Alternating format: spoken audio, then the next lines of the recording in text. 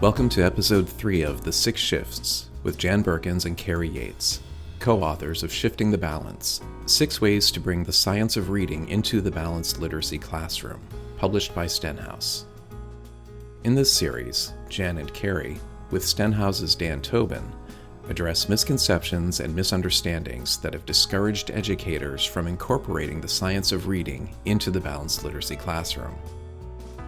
Our previous episode focused on rethinking how reading comprehension begins. In today's episode, Jen and Kari discuss the second shift, recommitting to phonemic awareness instruction.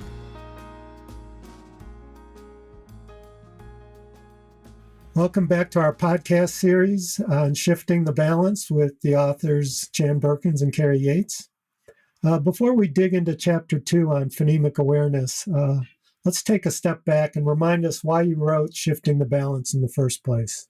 Dan, in light of some pretty tension-laden conversations going on in the field, that may be an understatement, right? We asked ourselves, could it actually be true that we as balanced literacy educators were missing or misunderstanding compelling opportunities to connect research to our instructional practices in the reading classroom? And we found that when we were vulnerable and honest and looked closely at the research, the answer was yes.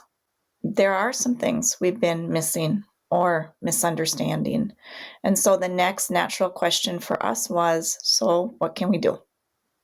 Hasn't phonemic awareness been part of beginning reading instruction for a long time? Aren't most teachers doing some form of phonemic awareness? Yes, Dan, I think probably most teachers are doing phonemic awareness in some shape or form.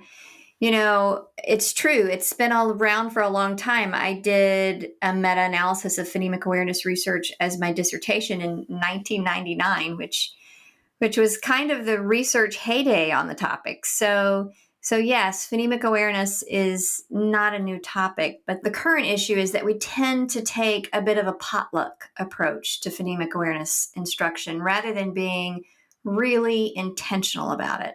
And by sort of taking a bit of this and a bit of that approach to phonemic awareness, it turns out we might be actually missing the real power of intentional phonemic awareness instruction.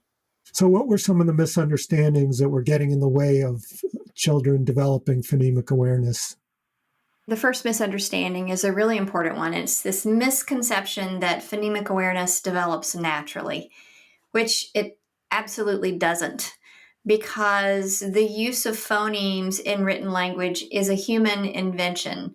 To hear and notice and manipulate sounds and words, children have to rewire a part of their brains to do a completely new job, a job that it wasn't born to do. So developing phonemic awareness, this awareness of the internal sound structure of a word, takes a lot of practice, and it's just not easy.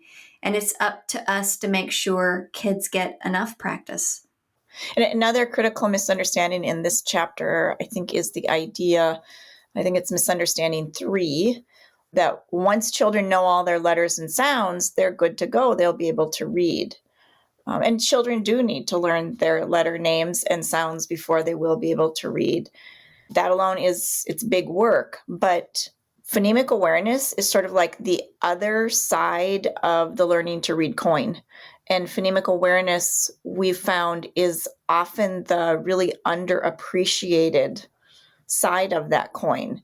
But without those strong phonemic awareness skills, children can never really come to that critical aha moment where print makes sense to them because they understand how the sounds they hear align with the spellings that they see. And so children need both. Let's wrap up this podcast with a quick overview of what can readers expect from Chapter 2. Well, in Chapter 2, we unpack 4 misunderstandings in light of experimental science relating to phonemic awareness. And so readers can expect the opportunity to stretch their thinking a bit around some likely assumptions around phonemic awareness. And we're going to invite them in this chapter to reconsider that, taking a bit of this and a bit of that approach to phonemic awareness instruction. In the second half of the chapter, and that's where the practical applications always come, we offer a thoughtful skills progression for phonemic awareness practice, and then some really practical and powerful instructional routines, tips for making phonemic awareness more multisensory using materials that you likely already have access to right in your classroom.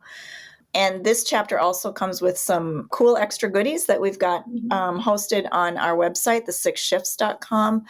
And so we've done a lot to make the research actionable for teachers. Thank you. Thank you, Dan. We appreciate the opportunity. Yes, Dan, thanks so much to you and Stenhouse. Shifting the Balance: 6 Ways to Bring the Science of Reading into the Balanced Literacy Classroom by Jan Berkens and Kari Yates is available from Stenhouse Publishers. Follow Jan Berkens online at Dr. Jan Berkens and www.drjanberkens.com. Follow Kari Yates at Kari_Yates. And be sure to check out www.the6shifts.com. We hope you enjoyed listening to The 6 Shifts with Jan Berkens and Kari Yates. Future episodes will look more closely at each shift. We'd love to hear your feedback. Get in touch with us at marketing@stenhouse.com. And please share this with your colleagues who you think would enjoy it too. Thanks for listening.